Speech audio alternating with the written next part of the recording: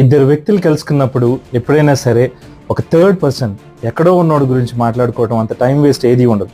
For example, అవతలోడు ఒరేయ్ వాడు అంత పెద్ద కారు ఎందుకు కొన్నాడు రా, వాడికి అసలు డబ్బులే సంపాదన లేకపోతే ఎందుకు కొన్నాడు రా అనే డిస్కషను, లేదంటే ఒరేయ్ వాడు అంత డబ్బులు ఉన్నాడు రా ఎందుకంత పిసినిగానో పొదుపుగానో బతుకుతాడు, అసలు ఎవరికి అర్థం కాదురా అని అన్నెసెసరీగా థర్డ్ పర్సన్ వాడి పర్సనల్ సిచ్యువేషన్ ఏంటో తెలియకుండా, లేకపోతే వాడి లైఫ్ ఏంటో తెలియకుండా ఇంటర్నల్గా కామెంట్స్ చేయడం స్టార్ట్ చేసేస్తారు. That is very bad habit man. Like me time waste చెప్తున్నా. అంతేగాని ఇప్పుడు ఎవరైతే కలుస్తారో వాళ్ళ గురించి మాట్లాడుకోండి, మీ ఇద్దరు కలిసి మాట్లాడుకోండి. అరే ఒక సలహా తీసుకున్నాడు అనుకోండి, వాడి కండిషన్స్ చెప్తే వాడికి చెప్పండి, అంతేగాని థర్డ్ పర్సన్ గురించి మాట్లాడుకోండి. ఒకవేళ మీరు థర్డ్ పర్సన్ గురించి మాట్లాడుకోవాలనుకుంటే కనుక జస్ట్ అరే వాడు మస్తు కారు కొన్నాడు రా, లేకపోతే ఇంత ఆస్తి కొన్నాడు రా, సూపర్గా సేవ్ చేసుకున్నాడు రా అని మీరు వాడి గురించి పాజిటివ్గా మాట్లాడుకోండి, వాళ్ళ దగ్గర నుంచి ఇన్స్పిరేషన్ తీసుకోండి, అంతే.